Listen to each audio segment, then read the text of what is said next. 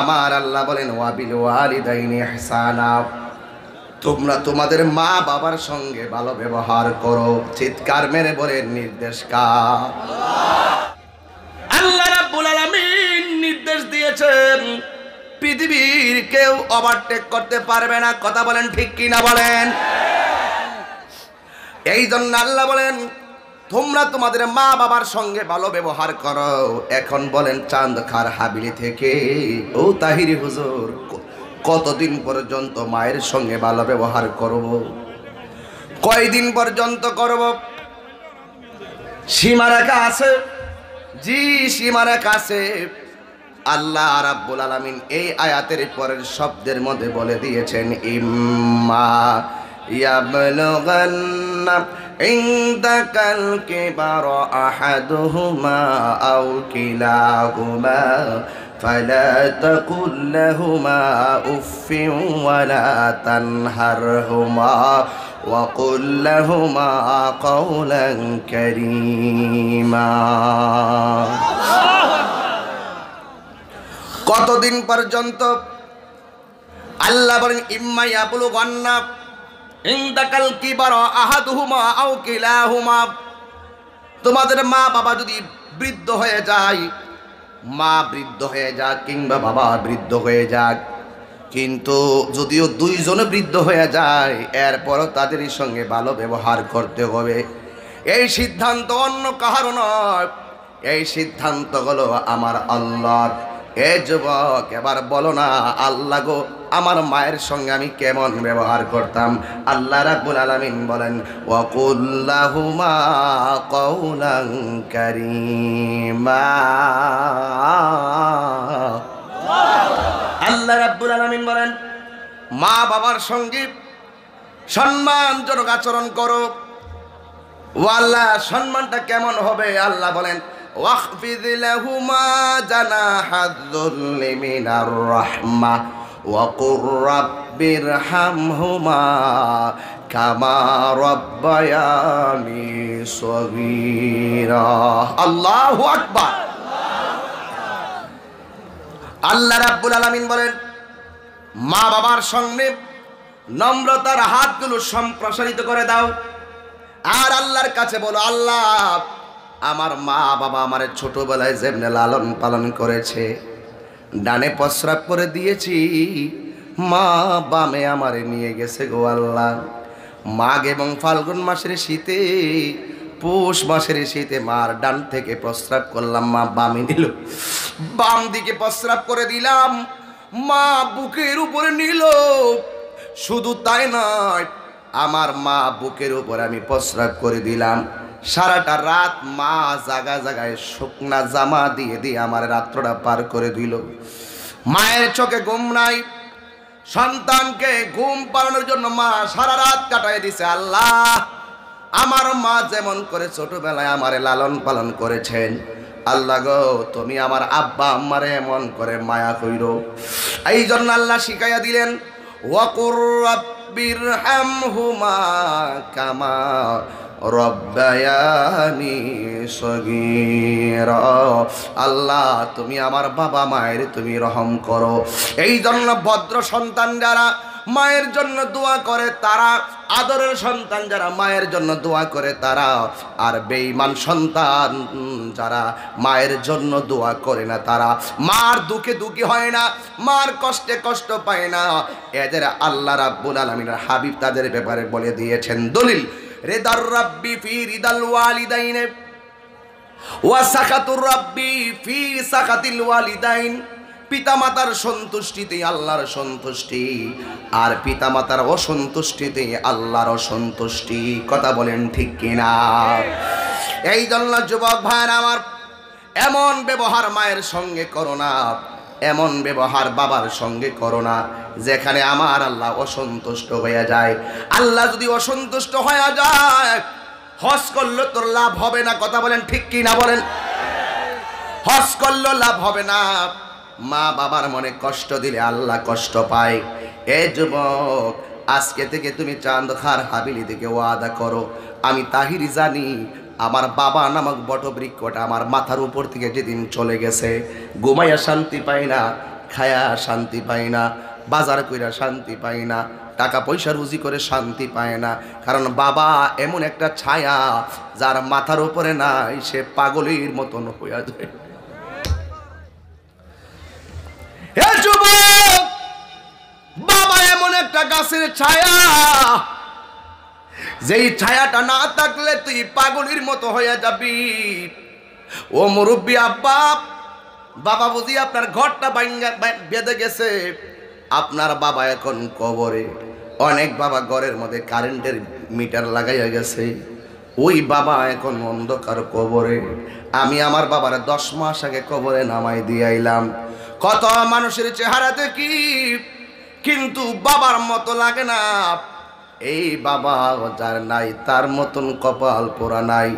এ যুবক, আজকে থেকে ওয়াদা করো, বুড়া বাবাটাকে কোনোদিন বুড়া বেটা বলে গালি দিও না, বুড়া মাটারে কোনোদিন বুড়া বেটি বলে গালি দিও না। আল্লাহ কয় উফি ওয়ালা তানহারহুমা ওয়ালা ফালা তাকুল লাহুমা উফি ওয়ালা তানহারহুমা।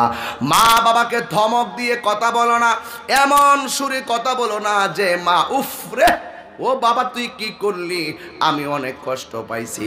মা যদি শুধু বলে উফরে কি কইলি, তাইলে মার হাত তুইলা বদদুয়া দেওয়া লাগে না। ওই মায়ের উফ শব্দের কারণে তোর সুন্দর জীবন ধ্বংস হয়ে যাবে। কথা বলেন ঠিক কিনা? হাত তুলে বলা ঠিক কিনা? এই মাকে কষ্ট দেওয়া যাবে না। যদি পারো মায়ের জন্য এক ফোঁটা পানি ফেলে দিও, যদি পারো মায়ের জন্য এক ফোঁটা চোখের পানি ছেড়ে দিও, দেখবা তোমার আমার আল্লাহ আমাদের উপরে রহমত দিয়ে দিবে। কারণ মায়ের দোয়ায় অনেক সন্তান আল্লাহর ওলি হয়ে গেছে। কথা বলেন ঠিক কিনা? এই জন্যই তো আমার রাসূল বলেছেন, দলিল আল জান্নাতু তাহতা আকদামিল উম্মাহাত, মায়ের পায়ের নিচে সন্তানের জান্নাত। তুমি বড় ওলি, বড় ওসি হতে পারো, মায়ের কাছে তুমি সন্তান। তুমি যতই ম্যাজিস্ট্রেট হও না কেন, মায়ের কাছে তুমি সন্তান। তুমি যত চেয়ারম্যান হও না কেন, মায়ের কাছে সন্তান। তুমি যত বড় বক্তা হও না কেন, মায়ের কাছে সন্তান। আজকে আমার সমাজের বহুত ইঞ্জিনিয়ার আছে, বহুত বক্তা আছে, বহুত পিসাব আছে, মাকে বাবাকে বুড়া বলে পরিচয় দিতে চাই না। না রে না, এটা কোনোদিন কইরো না। বহুত অফিসারের কথা শোনা যায়, অফিসের ভিতরে বাবাকে বাবা বলে পরিচয় দেয় না, কয় লজ্জা লাগে। বাবারে গার্ডের চেয়ারের মধ্যে বসায় রাখে, ভিতরে নেয় না। এ যুবক, তুমি তো অহংকার করার কথা, আমি কৃষকের ঘরে ম্যাজিস্ট্রেট হয়েছি। তোমার বাবারও তো জাতির সামনে তুলে ধরার কথা, তোমার বাবাকে তো জাতিকে আরো পরিচয় করে দেওয়ার কথা। বাবাটা ছোটবেলা থেকে তোমার মায়ের সঙ্গে পরামর্শ করেছে, আমার পোলাটার ইঞ্জিনিয়ার বানাতে হবে, আমার সন্তানটাকে ম্যাজিস্ট্রেট বানাতে হবে, আমার সন্তানটাকে আলেম বানাতে হবে। মাথার গাম পায়ে ফালাইয়া নিজে রৌদ্রের ভিতরে ধান কেটে খেটে খেয়ে তোমাকে ঋণ করে করে করে করে এসএসসি পাস করাইলো, ইন্টার পাস করাইলো, তোমাকে ম্যাজিস্ট্রেট বানাইলো। এখন ম্যাজিস্ট্রেট বানানোর পরে তুমি মায়ের খবর নাও না। আরে বাবা, পত্রিকায় এমন খবর পাওয়া যায়, কোটি কোটি টাকার মালিক সন্তান ঢাকায় 10 তলা বিল্ডিং এর মধ্যে থাকে, আর সন্তানের মা এই এলাকার ভিতরে টিনের ঘর নামক বৃদ্ধাশ্রমে থাকে। কথা বলেন ঠিক কিনা? বলেন। তোর ওই সন্তানের কপালে জুতার বাড়ি, ওই ভদ্রলোকের গালে জুতার বাড়ি, ওই ভদ্রলোকের গালে স্যান্ডেলের বাড়ি। হাত তুলে বলে ঠিক কিনা? বলে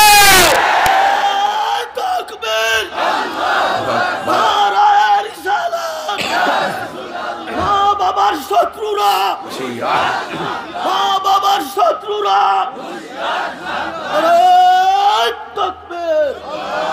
এই জন্য যুবক আমার, শুটকির ভর্তা দিয়েও যদি খাও, গুড়া মাছ দিয়েও যদি খাও, সাদা ভাত দিয়েও যদি ভাত খাও, মাকে নিয়ে ভাঙ্গা গড়েলেও খাও, আর মা বাবার বৃদ্ধাশ্রমে রাইখা তুমি 10 তলা বিল্ডিং এ ঘুমাইবা, খোদার কসম করে বলি, খাবার খাইতে খাইতে তোর পেট ভরবে, কিন্তু কোনোদিন মনে শান্তি পাবি না। এই জন্য টাকার শান্তি বড় শান্তি নয়, মনের শান্তি হলো সব চাইতে বড় শান্তি। ঠিক কিনা বলেন? তোর মা বাবা, আমার মা বাবা, আপনার মা বাবা এত কষ্ট করে আমার লালন পালন করলো, যখন তুমি পরিণত হয়েছ তখন তোমার সুন্দর করে বিয়ে একখান করালো। মার স্বপ্ন ছিল সন্তানের পরিবার মাকে উজুর পানি বানাইয়া দিবে, মা উজু করে করে আল্লাহর কাছে দোয়া করবে। দেখা যায় ওই সন্তানের বউ তার শাশুড়ির কোনো খেদমত দাঁড়ে না, ওই সন্তানগুলো শেষ পর্যন্ত মা থেকে বিচ্ছিন্ন হয়ে যায়। ও যুবক না, আমার নবী বলেন কেউ যদি মায়ের চেহারার দিকে একবার তাকায়, আমার আল্লাহ রাব্বুল আলামিন তার আমল নামায় কবুল হজের সওয়াব দিয়ে দেয়। এক সাহাবী ডাক দিয়া কয়, নবী গো, ও মায়ের নবী, দয়ার নবী, কেউ যদি 2 বার তাকায়, আমার নবী বলে 2টা হজের সওয়াব হবে। কেউ যদি 3 বার তাকায়, কয় 3টা হজের সওয়াব হবে। কেউ যদি 4 বার তাকায়, কয় 4টা হজের সওয়াব হবে। কেউ যদি 100 বার তাকায়, 100 হজের সওয়াব হবে। আমি তোমাদেরকে বুঝাইতে চাই, চানখার হাবিলি ও রাজনগরের বন্ধু, বুঝাইতে চাই, হজ করতে গেলে 3.5 লক্ষ টাকা লাগে, হজ করতে গেলে 4.5 লক্ষ টাকা লাগে।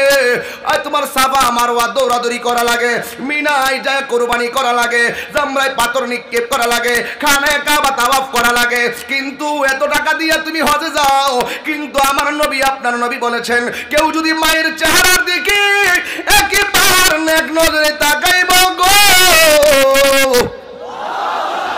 তার আমল নামায় কবুল হজের সওয়াব দিব। তাইলে মায়ের কাছে কোথায় সাফা, মায়ের কাছে কোথায় মারওয়া, মায়ের কাছে কোথায় মিনা, মায়ের কাছে কোথায় 4.5 লক্ষ? না না না না না, লাগে না। আল্লাহ কোরআনে বলেন ওয়াহানান আলা ওয়াহনিন, মায়ের মর্যাদা বেড়ে গেছে কষ্টের উপরে কষ্ট স্বীকার করার কারণে। এই পৃথিবীতে একটা মাত্র মানুষ কষ্টের উপরে কষ্ট স্বীকার করে, সেই মানুষটার নাম কি? জোরে বলেন, মানুষটার নাম কি? এক লোক যায় নবীরে প্রশ্ন করে, নবী গো, দুনিয়াতে অনেক মানুষ আছে, আমি কার সঙ্গে, কে আমার কাছে সবচাইতে ভালো ব্যবহার পাওয়ার অধিকারী? আমার নবী বললেন তোমার মা। এরপর আবার প্রশ্ন করলেন তারপরে কে? আমার নবী বললেন উম্মুকা, তোমার মা। তারপরে কে? সুম্মা উম্মুকা, তোমার মা। 3 বার বললেন মায়ের কথা, এরপরে বললেন তোমার বাবা, এরপরে বললেন তোমার আত্মীয় স্বজন। হাদিস শরীফের ভিতরে 3 বার মায়ের কথা বলেছেন। তার কারণটা ব্যাখ্যা করে খুঁজে খুঁজে বের করো। তুমি একবার মনে করো, তোমার মায়ের পেটে যখন তুমি ছিলা, ও যুবক, যদি তোমার জন্মের সময় তোমার দাইমাকে আছে তার খুঁজা বাড়ি করো। জীবনে জিগাই শুনি গো আম্মা, আমি যখন পেটের ভিতরে ছিলাম তুমি তো বেহুশ হয়ে গেছিলা, কোন মহিলাগুলো আমার ঘরের মধ্যে আসছিল, কোন মহিলাগুলো আমার দাইমা হিসাবে, সন্তান হিসাবে আমাকে রিসিভ করেছে? মা, তখন তোমার মা তোমার জেডির কথা বলে দিবে, তোমার চাচি আম্মার কথা বলে দিবে, তোমার খালার কথা বলে দিবে। বন্ধুরে, ওই মা ওই দাইমারে জিজ্ঞেস করো, দাইমা গো, দাইমা বুঝেননি? দাইমা বুঝেননি?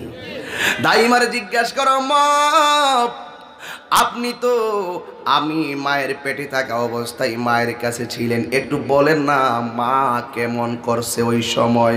দাইমা বলবে, ও সন্তান, তোর মা শুধু ওই দিন নয়, তুই পেটে যাওয়ার পর থেকে আমরা লক্ষ্য করেছি তোর মা খাইতে বসে হঠাৎ করে প্লেটটা রাইখা দিছে।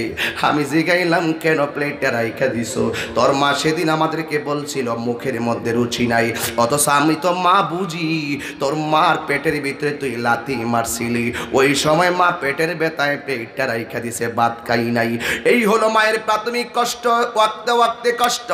আবার মা রাতের বেলা ঘুমাইলো, ঘুমের ঘরে মা হঠাৎ করে ঘুম থেকে উঠে গেল। বাবা জিগাইছে তুমি কেন ঘুম থেকে উঠে গেলা? ওই সময় সন্তানের লাতির কথা মা গোপন রাখছে, গোপন রাইকা বলছে আমার ঘুম ধরে না, এমন ভাবে প্রতিটা দিন না খাইয়া খাবারে প্লেট রাইকা দিছে, কাউরে বুঝতে দেয় নাই। আবার রাতের বেলায় মা দুঃখিনী, চোখের পানি ফালাইতে ফালাইতে রাতের বেলায় একেবারে অস্থির হয়ে গেছে। কিন্তু সকালবেলা মানুষ যদি চোখের মধ্যে পানি দেখে মন মন্দ বলবে। এই জন্য কোনো মানুষ উঠার আগে মুখটা ধৌত করে হাসি মুখে ঘুম থেকে উঠেছে, এই হলো তোমার মায়ের রাতের কষ্ট। এখন যদি বলো তোমার প্রসবের সময় কেমন কষ্ট, তখন আমি বলবো শুনে নাও রে সন্তান, তোমার মা যখন তোমার প্রসবের সময় হলো হঠাৎ করে পেটটা ব্যথা করে আমাদেরকে ডাইকা আনাইছে, আমার পেটটা কেন ব্যথা করে, এবার দাইমা বুঝতে পেরেছে, মনে হয় মাস হিসাব করে কয় হইতো পারে। দরজাটা লাগাইয়া দিলেন, ঘরটা অন্ধকার, আমরা ঘরের ভিতরে বসে আছি অপেক্ষা করছি, কিন্তু না না না, কিন্তু ওই সন্তান রে শুনে রাখ, তোর মা বিছানার মধ্যে শোয়াইলাম তোর মারে, তোর মা একবার ডাইনে যায়, আরেকবার মা বামে যায়, একবার উপরে তাকায়, আরেকবার নিচের দিকে তাকায়, এমনভাবে তোর মা তোর পেটের মধ্যে রাইকা রাইকা গড়াইতাছে। আমরা দেখলাম তোর মা এমনভাবে কিছু কিছু ফিস ফিস করে কি জানে বলে, কি বলল, ডাক দিয়া কই আল্লাহ আল্লাহ গো, হয়তো আমারে লইয়া যাও, আগে যদি জানতাম সন্তান পেটে নেওয়া এত কষ্ট, কোনোদিন সন্তান নিতাম না।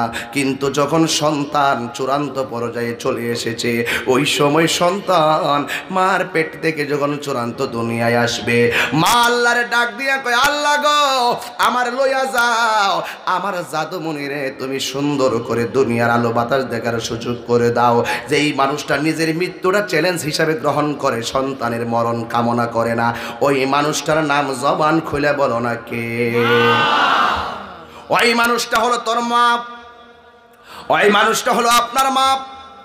এ যুবক নীরব নীরব বসে বসে কথাগুলা শোনো। দাইমা বললে তোর মা এইভাবে কান্না করেছে, কিন্তু তুই যখন দুনিয়ার ভিতরে প্রসব হইলি, তোর মায়ের দিকে তাকাইয়া দেখলাম তোর মা বেহুশ হইয়া গেছে, সেনাল লাগাই কিন্তু তোর মার হুশ আসে না, এমন ভাবে কষ্ট আর কষ্ট, কিন্তু হুশ আসে না, জ্ঞান আসে না। তখন তোর মায়ের কানের ভিতরে যাইয়া বললাম তোমার একটা ফুটফুটে সন্তান হয়েছে। তোর মা ওই সময় ব্যথায় অস্থির, কিন্তু আঙ্গুলটা লড়াইয়া ঠোঁটগুলা লড়াইয়া যেন বলতেছে আমার জাদুমণিরে আমার কোলে দে। দেখ রক্তাক্ত শরীরটা মায়ের বুকের মধ্যে যখন দিয়া দিল, মা হাসি মুখে সন্তানটাকে বুকের মধ্যে জড়াইয়া যতটা মারে প্রশ্ন করবা, মা মা মা মা তোমার প্রসব বেদনা তুমি কেমনে বলছো বলো না। ডাক্তারের সেলাইন লাগাইয়া তিনি বলবেন না, মাথার মধ্যে পানি দিয়া তিনি বলবেন না, কাহারও সান্ত্বনা শুনে তিনি বলবেন না। মা ডাক দিয়া বলবো জগৎবাসী,